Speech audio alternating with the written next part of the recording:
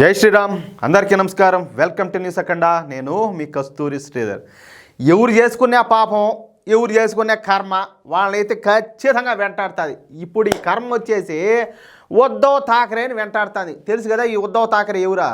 సింహం కడుపును పుట్టేటువంటి ఒక పంది పిల్ల. ఇది అర్థమైందా?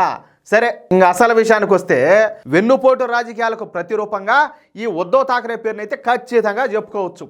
తన ముఖ్యమంత్రి పదవి కోసం, తన కొడుకు యొక్క భవిష్యత్తు కోసం దశాబ్దాల తరబడి తమకు మిత్రపక్షంగా ఉన్నటువంటి భారతీయ జనతా పార్టీకు వెన్నుపోటు పొడిచినాడు. ఎవరో?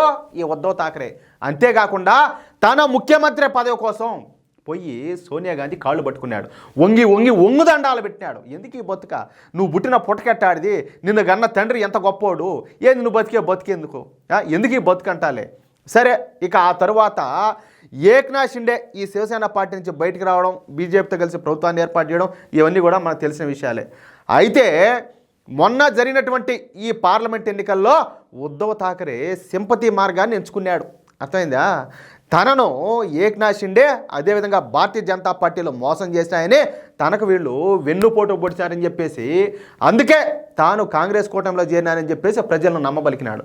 అవును, ఏక్నాథ్ షిండే వచ్చింది ఎప్పుడు బయటికి? నువ్వు ఆల్రెడీ కాంగ్రెస్తో పొత్తు కలుపుకొని నువ్వు ముఖ్యమంత్రి పదవి తీసుకొని వాళ్ళ కాళ్ళకు ఉంగదండాలు పెట్టినప్పుడే కదా, తర్వాతనే కదా ఆయన ఏక్నాథ్ షిండే బయటకు వచ్చింది.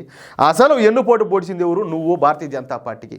భారతీయ జనతా పార్టీతో కలిసి ఎన్నికల్లో పోటీ చేసి నువ్వు నీ అధికార కాంక్ష కోసం చెప్పుడు మాటలని ముఖ్యమంత్రి పదవి కోసం పోయి వాళ్ళ కాళ్ళ కింద దుడ్డావు. నువ్వు మళ్ళీ ఈరోజు మాటలు చెప్పడం, మాట్లాడడం. సరే, ప్రజలేం పిచ్చోళ్ళు కాదు కదా. ఒకసారి నమ్ముతారు, రెండోసారికి వాళ్ళ విషయం అర్థం చేసుకోగలుగుతారు. అది అందులోనూ ఇప్పుడు బాగా జనరేషన్ మారుతుంది, బాగా అప్డేట్ అవుతారు ఫాస్ట్గా. అట్లా ప్రజలకు తన మీద సింపతి కలిగేటట్టు చేశాడు మొన్న పార్లమెంట్ ఎలక్షన్స్లో. అదేవిధంగా ఎన్నికల ప్రచారం చేశాడు కూడా. దీంతో ఉద్ధవ్ ఠాక్రే శివసేన పార్టీకు కొన్ని ఎంపీ స్థానాలు కూడా వచ్చాయి. ఓకేనా? అయితే మొన్న జరిగినటువంటి ఈ మహారాష్ట్ర అసెంబ్లీ ఎన్నికల్లో ఉద్ధవ్ ఠాక్రే శివసేన పార్టీ ఘోరంగా పరాజయం అయితే చవిచూసింది. పట్టుమని 25 సీట్లు కూడా సంపాదించలేకపోయింది. కేవలం 20 అసెంబ్లీ స్థానాలతోనే ఈ ఉద్ధవ్ ఠాక్రే శివసేన పార్టీ అయితే సరిపెట్టుకోవాల్సి వచ్చింది. అదే నేను చెప్పింది. ప్రజలైతే బాగా ఫుల్ స్పీడ్గా ఉన్నారు, బాగా ఫాస్ట్గా అప్డేట్ అవుతున్నారు. అంత ఈజీ కాదు ఏది పదే వాళ్ళని మోసం చేయడం.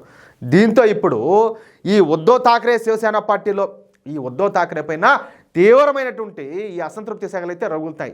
ఉద్ధవ్ ఠాక్రే నాయకత్వం పైన ఉద్ధవ్ ఠాక్రే పార్టీ నాయకులకే నమ్మకం లేకుండా పోయింది. చూడండి, అది ప్రజలకే కాదు, ఆయన పార్టీలో ఉన్న నాయకులు కూడా ఆయన మీద నమ్మకం లేకుండా పోయింది. దీంతో ఈ ఉద్ధవ్ ఠాక్రే శివసేన పార్టీ ఎంపీలు నిన్న రహస్యంగా ఒక సమావేశం అయినారంట. ఇక ఈ ఉద్ధవ్ ఠాక్రే ఆయన కొడుకైనటువంటి ఈ ఆదిత్య ఠాక్రే నాయకత్వంలో తాము పనిచేయలేమని, కాబట్టి తాము భారతీయ జనతా పార్టీలో జాయిన్ అవ్వాలని చెప్పేసి నిర్ణయించుకున్నారు. ఎవరు? ఈ ఉద్ధవ్ ఠాక్రే శివసేన పార్టీ ఎంపీలు. ఇక అనుకున్నదే తడుగా ఈ ఉద్ధవ్ ఠాక్రే శివసేన పార్టీ ఎంపీలు ప్రధాని నరేంద్ర మోడీ గారి అపాయింట్మెంట్ అయితే తీసుకున్నారు. అదియా మ్యాటరా? ఓకేనా?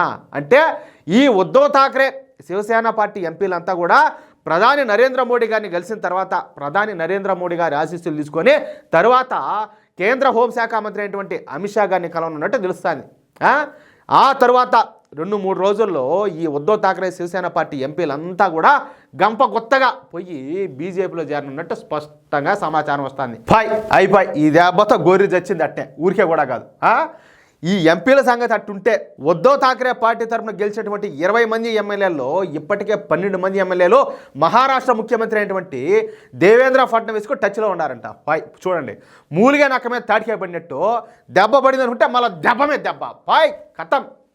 ఆయన అన్నట్టు కథం గయా అని మరి గయా.